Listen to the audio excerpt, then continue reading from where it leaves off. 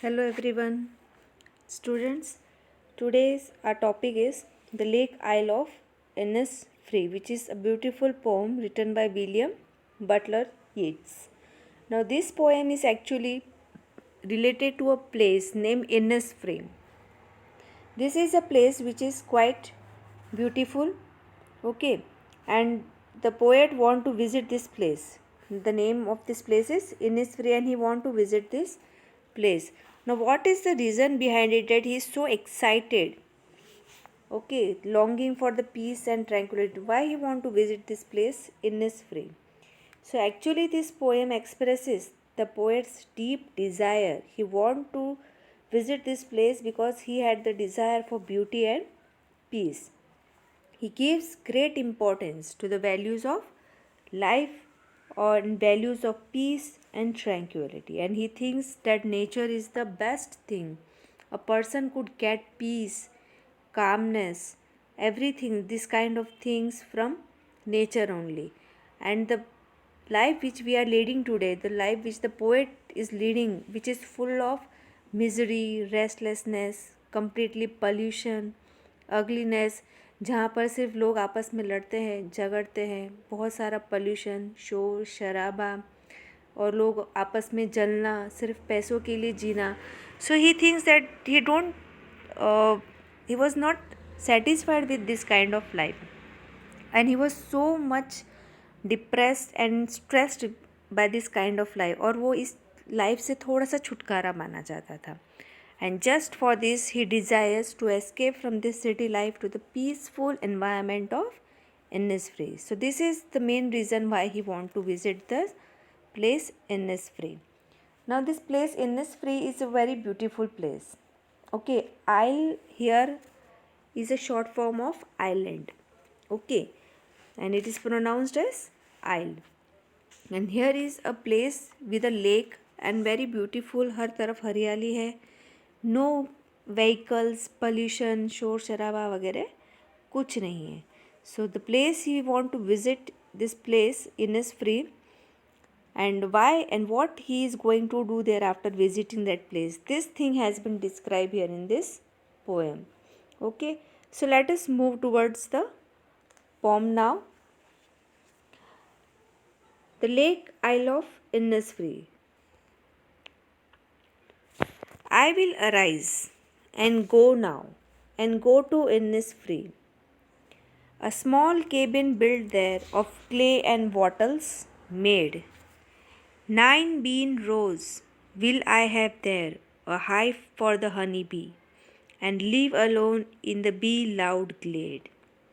And I shall have some peace there, for peace comes dropping slow, dropping from the wheels of the morning to where the cricket sings. There's midnight all a glimmer, and noon a purple glow, and evenings full of the linnet's wings. I will arise and go now, for always night and day. I hear the lake water lapping with the loud, low sounds by the shore. While I stand on the roadway or on the pavement's grey, I hear it in the deep heart's core.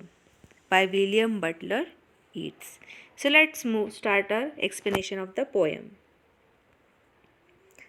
I will arise and go now, and go to Innisfree, and small cabin built there of clay and wattles made. Now here the poet says that he will get up and go to Innisfree. Arise means to get up. तो अब वो उठेगा और Innisfree के लिए रवाना हो जाएगा. And what he will do there after going to this place, because the place which is he is visiting there, he want to build a small cabin there, क्योंकि वो सिटी की लाइफ से आया है. A material building made up of cements, bricks and all that. तो वो एक खुद छोटा एक केबिन बनाएगा जो मिट्टी का होगा, ठीक है, क्ले का. और वॉटल्स आर काइंड ऑफ स्टिक्स जो फेंस यानी बाउंड्री बनाने के लिए यूज़ की जाती है, ट्विस्टेड, उसको वॉटल्स कहा जाता है. तो उसकी मदद से और क्ले की मदद से वो एक छोटा सा केबिन बनाएगा. It means he want to stay there. वो वहाँ पर कुछ दिन रहना चाहता है, तो वो मड और ट्विग्स से एक छोटा सा cabin he will build for him. And 9 bean rows will I have there, a hive for the honey bee. And now when he will stay there, he will need something to eat. उसको कुछ खाने की भी ज़रूरत पड़ेगी. तो what he will do there? He will grow beans over there. ठीक है, वहाँ पर वो बीन्स उगाएगा रो में, कतार में. ठीक है, विल आई हैव देयर. और फिर उसके साथ साथ एक मधुमक्खी का छत्ता, जहाँ पर ये मधुमक्खी आकर वहाँ शहद इकट्ठा करेगी. तो एक तो बीन्स उगाएगा और हनी बी के लिए हाइव यानी छत्ता बनाएगा. So he will grow this there and there'll will be hive for the honey bee and live alone in the bee loud glade. और फिर वो वहाँ अकेला रहेगा और सिर्फ उस बीज यानी उन मधुमक्खियों के गुनगुनाने की आवाज़ होगी. Buzz of bees he could see here there rather than that nothing else. So this this stanza, what it shows, that when he says that he will build a small cabin with muds and twigs, it shows that according to the poet, the city is full of materialism. There is no peace. Okay, and it is full of pollution and no greenery is there, so he want to stay there in the greenery.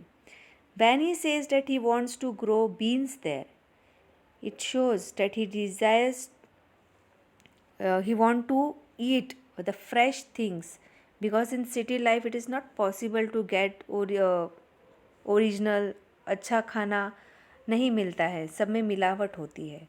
तो वो वहाँ रहकर ये खाना खाएगा.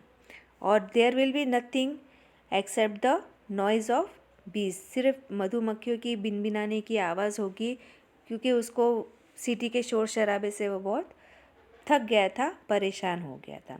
सो this is the thing he want to do there. So this 3 things he want to do there. That small cabin he want to build there. फिर he will grow the beans and make a hive for the honey bee. Clear? Next move to the paragraph.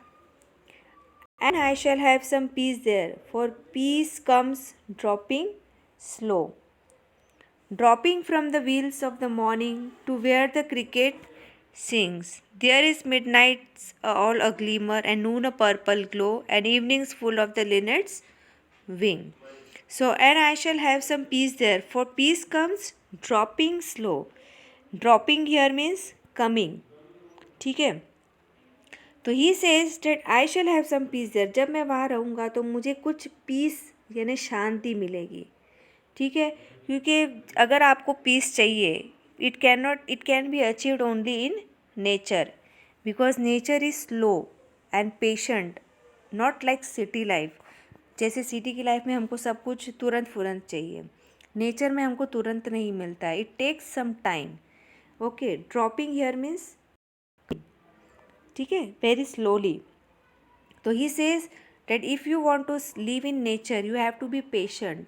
और आपको piece मिलेगी, शांति मिलेगी, थोड़ा सा समय लगेगा, but it will take some time. So the poet believes that this peace can be achieved only in nature. अगर आपको पीस चाहिए, शांति चाहिए, तो वो आपको सिर्फ प्रकृति में ही मिल सकती है, नेचर में ही मिल सकती है. Not, you can't get this thing in the city life. Dropping from the wheels actually यहाँ पर व्हील्स का मतलब एक्चुअली पर्दा होता है किसी चीज़ की आड़ में. ठीक है, तो he will get the peace from where, from the wheels of the morning to where the cricket sings. Cricket you know a kind of small insects, जिसको हम हिंदी में झिंगुर बोलते हैं.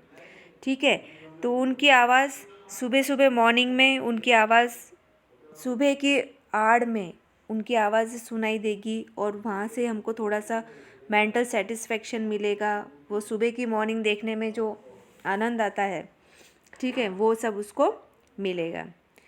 There is midnight's all a glimmer and noon a purple glow. तो midnight मतलब रात को, all glimmer मतलब हल्की सी धुंधलाती हुई झिलमिलाहट हम जिसको कह सकते हैं, स्मॉल लाइट्स. ठीक है, टिमटिमाना. And noon a purple glow. तो the poet portrays here the picture of city life and also depicts the thing. So he says that from morning till night when cricket will start singing, there will be peace. Midnights will be full of glimmer and noons have a purple glow. यानी जो शाम होगी तब कैसा उजाला होता है, कैसा एक अलग ही कलर हो जाता है, purple, isn't that thing? There the evenings are full of the wings of linnet. और जब शाम होगी तब हम देखते हैं बर्ड्स, छोटे छोटे जो linnet are small kind of bird, तो ये सब छोटे छोटे से बर्ड्स वापस से ग्रुप में हमको जाते हुए दिखते हैं. तो वो ये सारा सीन अपने माइंड में सोच रहा है कि वहाँ पर क्रिकेट इंसेक्ट्स होंगे, उनकी आवाज़ होगी, ठीक है, जुगनू जो होंगे उनके उजाले, टिमटिमाते हुए तारों का हल्का सा उजाला, इवनिंग में पर्पल ग्लो होगा. I will arise and go now for always night and day. I hear the lake water lapping with low sounds by the shore. तो वो कहता है कि अब मैं उठूँगा और इन्निस जाने के लिए रवाना हो जाऊँगा. He will go to Innisfree. The poet says that he will get up and go to Innisfree. He pines so much for the place that even while standing on the roadway. यानी कि वो उस सफ़र के लिए निकला है अभी तक तो, ठीक है, लेकिन रात दिन उसको लेक, वहाँ पर जो लेक है इन्निसफ्री में, उसके पानी की आवाज़ सुनाई देती है. ऐसे लगता है जैसे कि वो वहीं पर खड़ा हो. वो रोड पे भी खड़ा है, किसी रास्ते पे भी खड़ा है, पावमेंट्स ग्रे यानी कि पथरीले सीमेंट के रास्तों पे भी खड़ा है, रोड पे खड़ा है, लेकिन वो ऐसे फील कर रहा है जब वो इन्निस के लिए रवाना हुआ जैसे कि he is thinking about that place. Okay, he thinks of Innisfree only. उसके माइंड में सिर्फ वो जगह ही घूम रही है. He hears the sound of the lake waters lapping by the shore to the depth of his heart. Means in the deep heart's core, मतलब depth of his heart. यानी वो अपने दिल की गहराई में झील के पानी के किनारे की जो आवाज़ है, छप छप पानी की जो आवाज़ होती है, वो सुनाई देती है. ठीक है. So here it is the thing he want to say. So at last the main theme of this poem is that the poet he thinks that he would get the peace of mind in the lap of nature. Nature brings no doubt peace to the troubled minds. अगर आपको relax होना है तो अब man would get peace in the lap of nature. But man is a social animal. वो हमेशा तो वहाँ रह नहीं सकता. And it is impossible for him to cut himself from the rest of the society. So he may some of his time in the nature.